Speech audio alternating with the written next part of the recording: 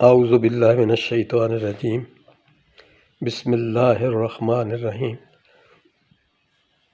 अज असी सूरा सबा आयत नंबर 47 दा मां बोली च तर्जमा समात दा हिस्सा बनाने की कोशिश करने। अल्लाह पाक ने फरमाया, आख दियो मैंने इस भलाई दी जेड़ी उजरत मंगी है वो भी तुहानू दे दिती। मेरी उजरत सिर्फ अल्लाह ही दे जिम्मे ते वो हर शै दी हिफाजत करने वाला है। अगली आयत फरमाया, आख दियो मेरा पालन वाला नबियां वाल सच नू दिलों विच पांदा है, वो सारियां गैबां नू चंगा जानन वाला है।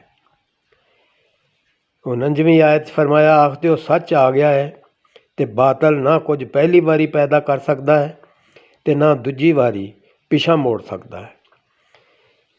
अगली आयत फरमाया, आख दियो जे मैं राहों कुराह हो जावां तां मेरे राहों कुराह होवन दा गुनाह या घाटा मेरी आपदी ही ज़ात उत्ते।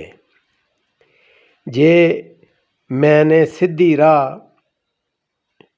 लै लईए तां इस सबबों लईए भई मेरा पालन वाला मेरे वल वही करदा है। बिना शक वो सुनन वाला ए नेड़े। सदक अल्लाह मौलाना अज़ीम।